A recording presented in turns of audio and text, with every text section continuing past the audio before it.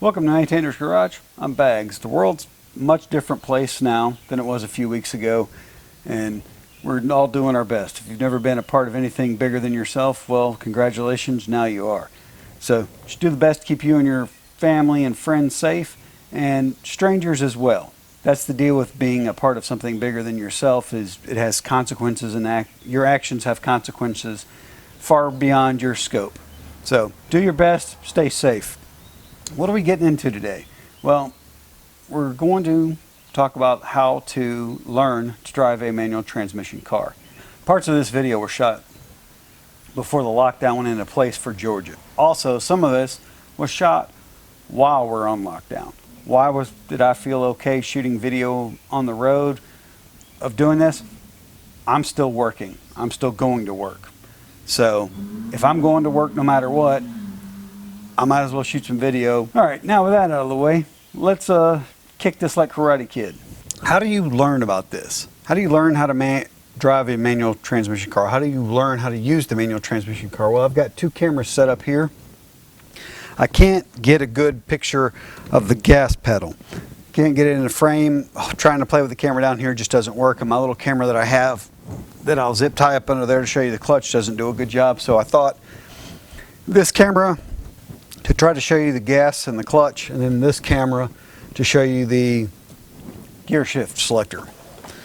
So we're not even going to have the car on here for this portion. We're just going to talk about it and show you the application. When you want to put the car into gear, you have to depress the clutch. Depress means push in. Depress the clutch, put it into gear, and normally you want to be in first gear. So after you do that, now the transmission's in first gear, but you're not going to go anywhere. You have to start releasing the clutch while applying the throttle. The trick here, and I just took it out of gear to show you, to talk about this, the trick here is every clutch is different. Another 2005 Corvette's clutch engagement point is different than every other 2005 Corvette's engagement point. What do I mean by engagement point? When you depress the clutch, there's some slack. The slack could be 1/16 of an inch. The slack could be an inch. And the slack is, as you start releasing, the engagement point is when the clutch starts to engage and the vehicle starts to move. You have to figure that out first before you can figure everything else out, because if there's that much of a gap before the engagement point, as you're applying the throttle while you're coming out, you're going to be way up in the RPM range before the car ever starts to move, and then it's going to jerk. And so the first thing you want to do is begin to press the clutch, put the car in gear, and just release the clutch very slowly. You'll feel the engagement point, then you can push back down. If you just barely engage the clutch without touching the gas, the car will move without stalling. That's how you get to learn that engagement point, and this is where you would find a parking lot and just practice there. You're trying to just get a good understanding. This is a dance, as somebody once told me, and you're just trying to figure out the rhythm and the music. As you depress the clutch, when you release, that engagement point. The second part of the dance is the gas pedal. That's where you have to learn that, oh, how much throttle do I need to apply to get the car going? So depress the clutch, put the car in gear, start releasing the clutch, and then as soon as you start getting some engagement, then you start applying throttle, and just a little bit of throttle, not a lot, and then that's how you take off, and that's how you start moving. As you're driving and you start accelerating, when you need to, and you still have your foot on the gas, when you need to go into second gear, or the next higher gear, you let your foot off the gas, depress the clutch, move into the next gear, release the clutch, but then again start applying throttle really gently. This is another hard part where you're trying to be smooth. You only get smooth with practice. And if you're good at driving a Miata and then you jump into a Corvette, it's going to take you a little bit, but you'll get the hang of that. And the more manual transmissions you drive, the better you'll become at it. So now you're in second gear, you're still applying throttle, you're still accelerating. When you need to get into third gear, you let off the gas, depress the clutch, move into third gear, release the clutch and apply the gas. So depress the clutch, put into third gear, release the clutch, and once you get to that engagement point, start applying throttle. And you just do that going through third gear, from first to second, second to third, and so on and so on and so on. You can, when you want to shift gears, just release the gas, depress the clutch, shift gears, and let the clutch out, and then press the gas. If you're good at it and you figure out the RPMs, you can do that slowly and smoothly. This is a dance you just got to work out. All right, we're going to go over it one more time. We'll dry fire it right here. Car's in neutral, engine's running. Depress the clutch, put car in first gear. Start releasing the clutch when you start feeling engagement, start applying throttle. And then as you're moving, when it's time to shift into second gear, off the gas, on the clutch, into second gear, release the clutch. Once it starts engaging, apply the throttle. Once you're up to speed and you're going to third gear, depress the clutch, put into third gear, start releasing the clutch, start applying throttle, so on and so forth. We're going to do some real world application of this, but I wanted to show you this in the dry fire scenario of, no engine running, anything like that. All right, we're not wearing a seat belt due to the fact that I'm in a parking lot and we're not going to go far or fast, and if the cops pull me over, I'm going to get a ticket. I accept that responsibility. I've got my little camera down here around my feet. I have no idea how well this is going to come up. I've done some testing with mixed results, so here's hoping. And what I also have hooked up is I have an OBD2 sensor that gets data and puts it on that camera. So things like throttle and RPM. Why am I showing you this? I'm going back and I'm slowly releasing the clutch, and as you can see, we're moving. And I've let it out slow enough, I haven't applied any throttle. Again, the Corvette will idle and drive. That's helpful. I understand you may not have a car that will do that. So, put it in gear. The slack is the gap before the clutch starts engaging, and that's, again, I keep harping on it, but that's the thing you've got to figure out. The other one is, as you can see, I'm holding the brake with my left pedal, with my left foot, hopefully. The other one's the gas pedal. You've got to figure out that, and tipping in, and how much throttle is there, and how fast does it respond. Every engine's different. So a Corvette isn't the same as a Mustang, isn't the same as a Miata, isn't the same as a Scion, isn't the same as an F-150. So that's the other pedal you have to figure out, that relationship. You've got to figure out the relationship of your foot and the gas pedal, and your other foot and the clutch and its engagement, disengagement. The harmony comes, and it starts up here and getting all that right. So that way when you're driving, you just automatically know, and you can just, you go. And it's yelling at me about not having my seat belt. Foot all the way in, clutch all the way depressed. Clutch starts coming out, start applying throttle. Apply a little more throttle, maintain RPM, because as you release the clutch pedal, the engine's going to engage the transmission, which is going to put more load on the engine, so the RPMs are going to try to drop. You have to pick those up with your accelerator. I know there's a lot of information I'm trying to convey here, and I'm doing my best to speak clearly and talk clearly, and then show you some video footage of it, and possibly even have some data about my RPM and throttle and all that. Alright, I'm at my local hill trying to show you a little something. This is what everybody fears, running the car behind. So the reality is, cars are going to be further behind you. Probably, that's now 2 feet from the back of my car. That's more realistic, and even that's close. Why am I showing you this? I'm trying to give you an understanding of how far and how fast your car moves when you're on a hill trying to move. And I'll show you right now.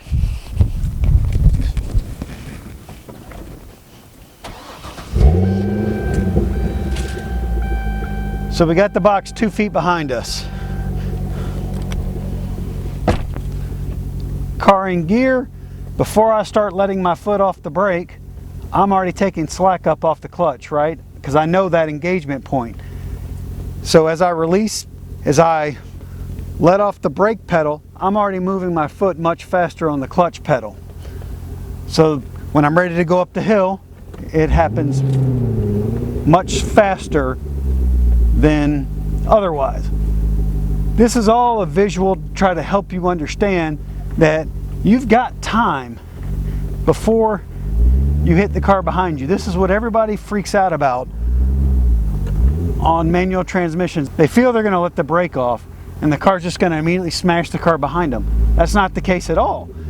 And once you understand that relationship of the clutch and the engagement, you really almost lose no momentum at all. Hopefully that's demonstrated here. And now we're going to go back up this hill again with a completely different view. I'm hoping you can see my feet here in this lower camera. So you start releasing the clutch. If you release the brake and the clutch at the same time, you have to be fast on it like that. If you want, you can let off the clutch a little bit and then go like that. And I'm going to come back and do this in my wife's Miata on the same hill to try to convey the difference between engines. But this is where you want to practice. If you're learning to drive a car, if you're learning to drive a manual transmission, go find a parking lot with a hill where no one's coming or going and work it. You just got to play with it. That's how you learn how to drive on a hill.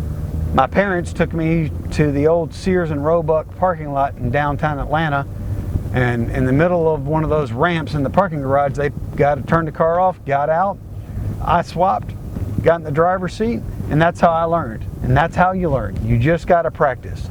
No amount of talking about it can teach you. All right, we're going to do another 1-2 gear here. So going, we're slowly going. So I've put my foot all the way in on the clutch, moved my arm, put it in gear, and then as I came back, I released the clutch and got back on the gas. You want that to be as smooth as possible. If you want a good gauge of this, get a passenger and watch their head. If their head is snapping like this, you're not being very smooth. And I'm not smooth. Sometimes I can watch my wife's head and it just, sorry. As I was saying, some of you are going to master it instantaneously. Most of you are not. And that's all right. Some people pick up welding faster than others. Some people pick up drawing faster than others. And some people just can't draw. This is a skill you can learn and you can be good at. You have to be committed to it. It's not simple. It's not going. There's a lot of relationships. I keep talking about your feet relationship. Then you got to get your hand involved, and it takes some brain and it takes some concentration. This is one thing you want to teach your kids not to frickin' text and drive. Get them a manual transmission. How the heck would I operate a frickin' phone and do all this? Let's go get the Miata and do this up. One thing I forgot to mention on my car, because it's my car, it's got my settings on it, seat position. My wife, completely different. This is my wife's car. My wife is in a completely different sitting position than I am. No two people are the same in how they like to drive, where they like to sit in relationship to the steering wheel and the clutch and gas and brake pedal. You've got to make sure you get comfortable with that first, because once you're comfortable with that, then you're not worried about, you're like, okay, yeah, I'm comfortable. Now you don't have to think about being comfortable or anything else, or ergonomically correct, for lack of a better statement. You're already there. So now you can focus on the clutch pedal, the brake, the gas pedal, shifter lever. All right, I'm going cold. And the whole cold statement is I'm jumping into this. I haven't driven this in a while, so I'm going to drive it differently than my car. I'm going to be a little goofy. It's going to take me a second to remember all this stuff. I've got the little under dash cam set up, and hopefully that's recording and getting a good picture. I'll fire up my flashlight and hopefully that'll help, maybe hurt for all I freaking know. But we're going to go driving around this. We're going to go back to that same little hill and do the same little exercise. And again, her car's completely different. The clutch pedal engagement's completely different. Where it engages is completely different. The gas pedal, the engine has a lot less torque, so it's a completely different driving experience. Her clutch pedal is much closer to the floor. It's super close. And it's going to be a little goofy. I'm not going to drive this as smoothly as I drove my Corvette, as just noticed in that 1-2 shift. Why did I want to show you this? Because even somebody who's comfortable driving a manual transmission can have these little differences. and her car revs much faster than mine. The RPM climb much faster than my cars, but I produce a lot more torque, so I don't need to give it as much gas. And these are all, and I'm going to roll these windows up and maybe turn the air on. These are all the things in this relationship of driving a manual transmission you as the driver have to figure out. I'm doing my best, folks. I want more of us to be able to drive manual transmissions, and ladies too. My wife, it's amazing how many men are shocked that this is my wife's car when they see the manual transmission. Everybody needs to learn, in my opinion, how to drive a manual transmission. It's getting harder and harder to find cars with manual transmissions, so that's making it more challenging. Back when my wife and I were children and learning how to drive, these things were aplenty. And with the zombie apocalypse on us, you may find yourself in a situation where your vehicle's disabled, but that old school F350 dually diesel is available, but it's a manual transmission, and you're gonna have to need to drive that freaking thing. So life skills, just saying. My mom is over 70 years old, has a 6-speed manual NC Miata. No BS. That's how my wife knew she wanted a hardtop convertible Miata, because my mom has one. That's what made my wife buy one. My mom had one before her. My mom's been driving manual transmissions for a very long time. She enjoys it. So ladies, y'all can do this if you want to. It's up to you. If you want to do it, you can do it. You can do it!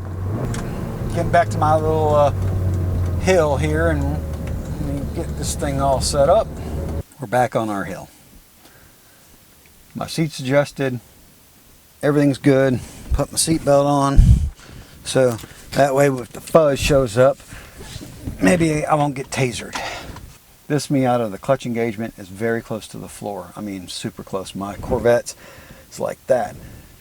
So as soon as you start releasing the clutch pedal, it starts engaging the throttle. Connected to a 4-cylinder engine, much different than my V8 Corvette. Why does this matter? Well, now, because it revs much faster when you bump the throttle, the RPMs come up. Now it's a harder relationship because it's a little more touchy. My Corvette's is really it's kind of like a heavy gas pedal. You got to kind of give it some effort. Miata, free revving engine, loves to be revved out, zips up. On the same hill, I'm going to try the same procedure again. I've got my little camera down here set up. I got my the little data port hooked up. I'm hoping this will help you want to learn to drive a manual transmission and then drive a manual transmission. Alright, so same situation. As soon as you let off the brake, car starts rolling. We're going to assume we got that same distance. Put the clutch pedal all the way to the floor, hold it, put it in gear, release, go. Now, it's the same thing. Different car, same relationships. Music's changed a little bit, so you got to operate your feet a little bit differently, but if you're doing the same dance in this car as we just did in our Corvette. So, same situation. On the hill, we're going to go up the hill and keep going.